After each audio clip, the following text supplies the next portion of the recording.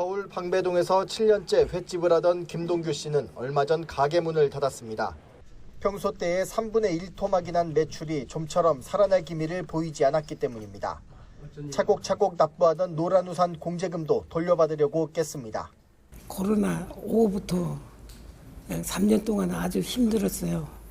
근데 조금 좀 장사가 좀 되려고 하니까 모든 물가가 다 올랐잖아요. 또 인건비도 오르고 그래서 도저히 힘들어서. 이처럼 노란우산에 가입했다가 폐업으로 공제금을 돌려받는 사례가 큰 폭으로 늘었습니다. 올해 1월부터 5월 사이에만 4만 8천여 건, 지난해 같은 기간과 비교하면 51% 급증했습니다. 지급액 역시 5,549억 원으로 66% 껑충 뛰었습니다.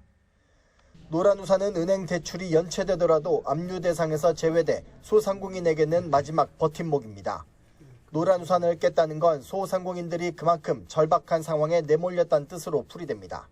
매출이 안 늘다 보니까 빚으로 버티던 소상공인들이 연체를 하기 시작을 하면서 이제 마지막 사회 안전망인 노란우산 공제에 대한 폐업 공제금도 신청하게 되는 거죠. 만약 이런 추세가 연말까지 계속될 경우 종전 최고 기록인 9만 5천 건을 갈아치울 수 있다는 우울한 전망도 나옵니다. 더구나 코로나 위기 극복을 위해 도입한 대출 상환 유예 조치가 오는 9월이면 끝나 문 닫을 위기에 처할 소기업과 소상공인이 더욱 늘어날 거란 우려도 제기되고 있습니다. YTN 양일혁입니다. 코로나 시기를 지나며 자영업자들이 금융기관에서 받은 대출은 50% 넘게 급증했습니다. 자영업자 1인당 대출 규모는 3억 3천만 원으로 다른 직군의 3배가 넘습니다. 버티기 위해 담보를 잡히고 집을 팔고 그러다 보니 금융기관 이곳저곳에 빚이 쌓였습니다. 집도 팔았고 집을 팔다 보니까 이제 부동산 담보 대출이 안 되니까 이제 그런 대출밖에 안 되더라고요.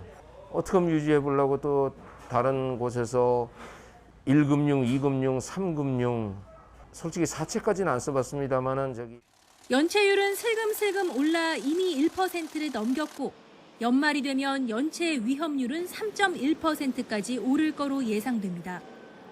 금융기관 여러 곳에서 돈을 빌린 경우 연체 위험률이 18%에 달합니다.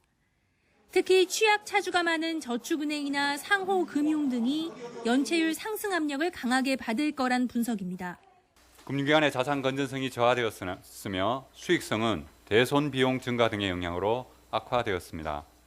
금융기관의 손실 흡수 능력 제고를 지속하고 일시적으로 유동성 부족을 겪고 있는 취약 가계와 기업에 대한 지원 및 채무 조정 방안도 함께 추진해야 할 것입니다.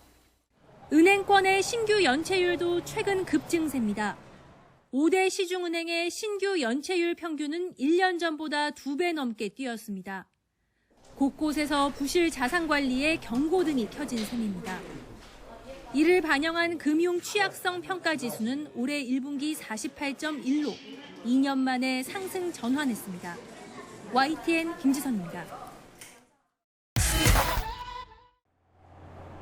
자산 100억 원 이상 대부업 연체율이 반년 만에 껑충 뛰었습니다.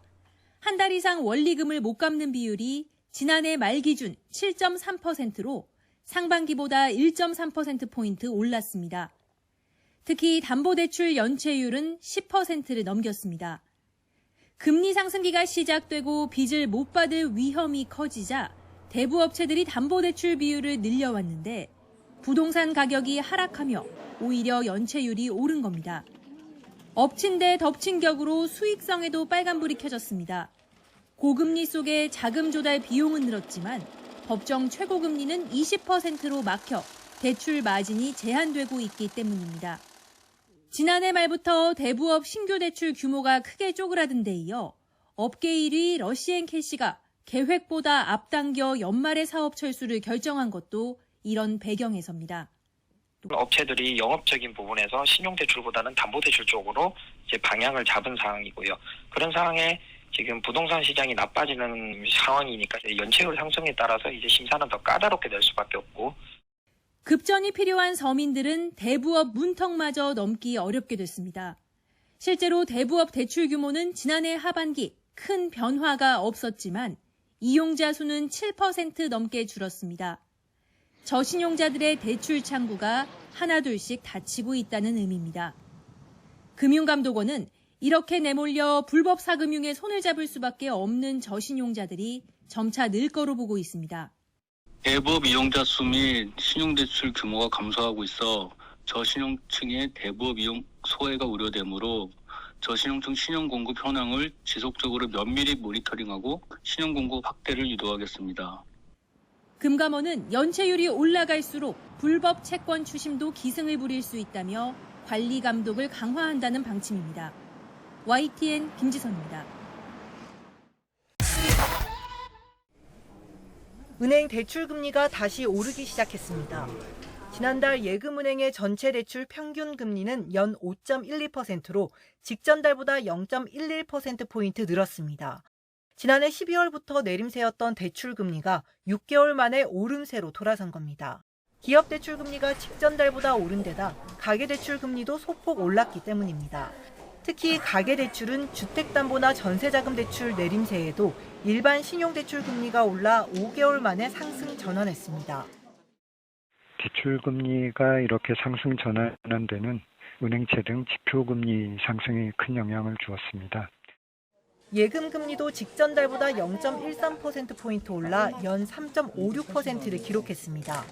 이렇게 저축성 수신금리와 대출금리가 함께 오른 건 지난해 11월 이후 처음입니다. 미국 연방준비제도가 하반기에 기준금리를 2차례 연속 올릴 가능성을 열어두면서 긴축기조 완화 흐름에 대한 시장 기대가 흔들린 영향이 큰 것으로 분석됩니다. 최근에는 아마 그런 기대가 많이 좀 꺾이지 않았나. 이런 부분이 최근에 어떤 금리 상승 이런 부분에 좀 영향이 있지 않았나 싶습니다. 예대금리 차는 직전 달보다 0.02%포인트 축소된 1.56%로 석 달 연속 감소세를 이어갔습니다. YTN 이영훈입니다.